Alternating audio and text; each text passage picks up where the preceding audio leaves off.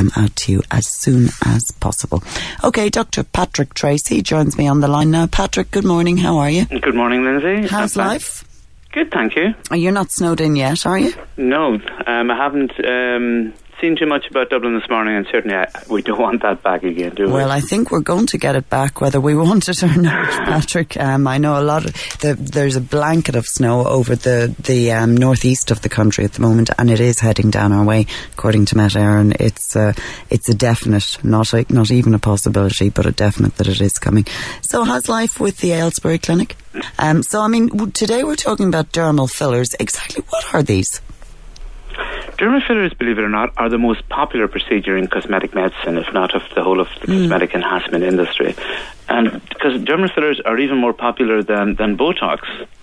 And dermal fillers are substances that, when they're injected into the skin, they usually go into areas of deep folds and wrinkles. Those type of lines that we call static facial lines and folds. The ones that don't come and go as change expression.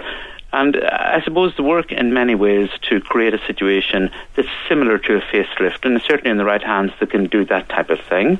The work chiefly as a substitute for lost collagen and fat underneath the skin, and certainly depending on the skill of the proceduralist, you can do many things that things like Botox can't. You can change your mid-face, you can give yourself greater cheeks, you can cause a process we call volumization. I suppose the reason that the dermal filler field is booming is because the effects are immediate, the procedure doesn't involve any real surgery, and the costs are comparatively reasonable with very few side effects. How long do they last? Okay, well, that's a very good question. The sort of, I suppose, questions a consumer should be aware of is, number one, as you say, how long does it last? Number two, what it's made of. Number three, where is it injected? I suppose number four, and many treatments are needed. And number five, whether any skin testing is required, or is there a risk of hypersensitivity? And these change with the different substances that are used, Lindsay, really.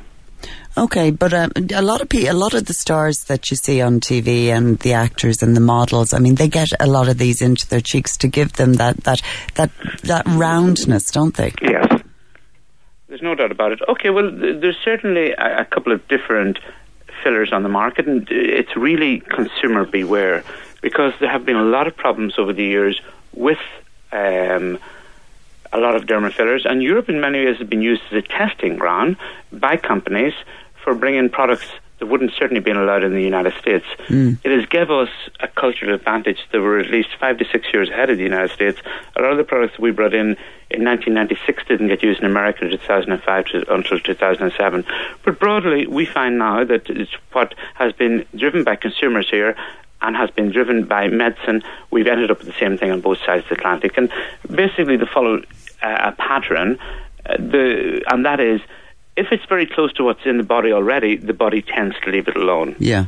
So America made the fault of chasing collagen, and as a consequence of that, took it to the extent that they were getting it from cattle feet, from calves, or from roosters' combs. So the two big things, of course, that came in the last 10 years were both mad cow disease and avian flu. So if they depicted two wrong ones that had the potential for spreading virus, but anyway, it got them across the water. But that's what gave Europe a major cultural advantage over the years. So the one that we had chased was hyaluronic acid. And hyaluronic acid is a product, it's like the sea that collagen swims around in the body. We can genetically engineer this. This was done first in 1996 in Sweden. And this goes into the area around the nasolabial folds. It lasts from 6 to 9 months, depending on where you're putting it in. And it's fantastic from the point of view that its problem rate is only 1 in 10,000. The consumer would know this as products like Restylane, Juvederm, Theosil, and now there's a great one out by Galderma. And Galderma is the biggest dermatological company in the world, and they've brought out Emmervel. And this is becoming very popular because it seems to last somewhat longer than some of their competitors.